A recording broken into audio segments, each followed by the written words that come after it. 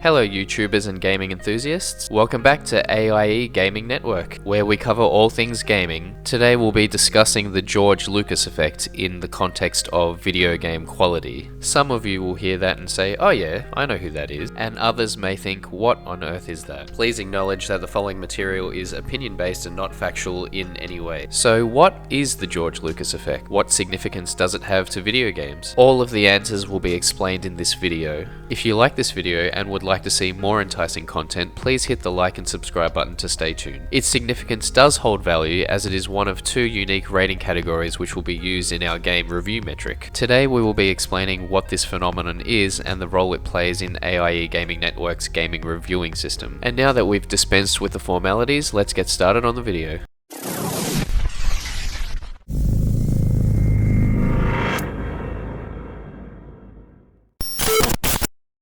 For those of you who aren't Star Wars fans, Lucas is the infamous director and screenwriter of the original Star Wars movies, not discrediting Alan Dean Foster, who wrote the original novel.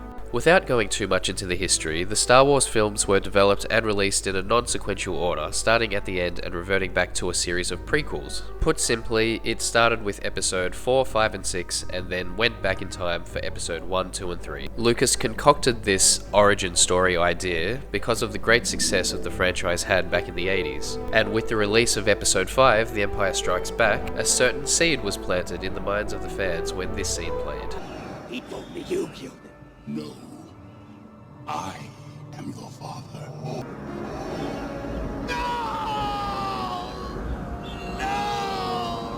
Not only did we want to know if it was true, which was revealed in episode 6 Return of the Jedi, but it also created a curiosity about Darth Vader's backstory and who he was before becoming one of science fiction's biggest badasses. And then in 1999 to 2005 we got the Sith Lord's origin story. Relating this concept back to video game quality, the mark of a great game can be appreciated when one plays a game's sequel and falls so in love with it that they want to go back and play the previous games to become more connected with the character's story and concept. And that is the George Lucas effect. And it doesn't just apply to games, it could be movies or books also. I confess I am no stranger to watching movies and playing games out of order. The Matrix Reloaded before The Matrix, Too Fast Too Furious before The Fast and the Furious, The Equalizer 2 before The Equalizer. You get my point. For this video, I will be telling a little tale about how a video game series had the George Lucas effect on me.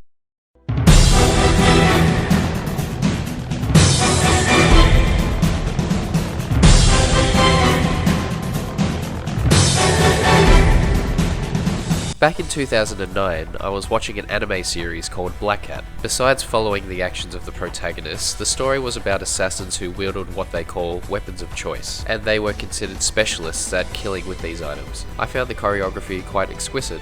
There was a lot of cancelling out bullets with bullets, blocking bullets with guns, cutting bullets with swords, blocking swords with guns, and deadly gloves, playing cards, and scarves.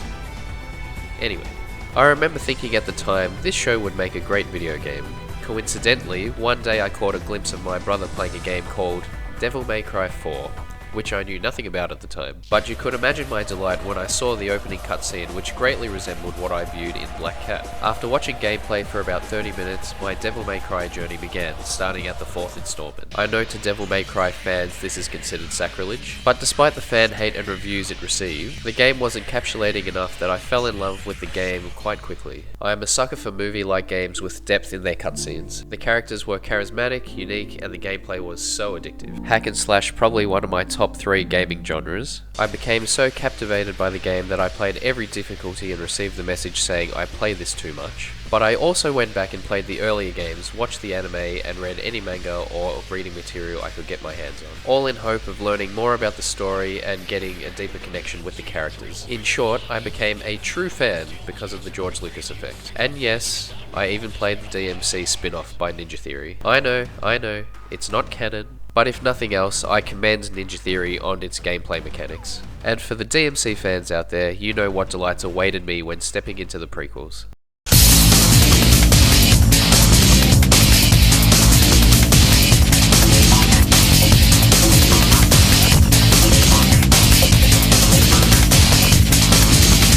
Even for its time and considering its console release, Devil May Cry 3 had an effect on many DMC fans that very few games do. The profound backstories of all the main characters, the beautifully aesthetic cutscenes, Dante's quirky, carefree and nonchalant attitude, Ooh, I love a fast woman. the smooth and refined mechanics that were improved from Devil May Cry 1 and 2, giving Dante's moveset more variety, aesthetics, and a feeling of accomplishment when executing flawlessly. Virgil and his character development throughout the game. All in all, Devil May Cry 3 will always be a masterpiece in my eyes. Jackpot. And thank goodness I became a true fanatic before Devil May Cry 5 came out. Because of my timing, I got to enjoy the nostalgia of facing enemies from Devil May Cry 3, the return of Virgil and his majestic voice performed by his original voice actor Daniel Southworth, Dante's usual antics, and Nero's relevance and backstory revealed. I could go all day, but in summary, the George Lucas effect is real, and it can tell you a lot about the quality of a video game. On that note of becoming a fan, please stay tuned for the second unique category of our gaming reviews, which will be titled Fans vs Non-Fans. Who are more important? This intro video will air in a few days, so stay tuned, hit the like and subscribe buttons. I'd love to hear what you all think of this video and if it is something that you can relate to. Drop a comment below and tell me your George Lucas effect stories. Thank you for watching this video. You're listening to your gracious host from AIE Gaming Network.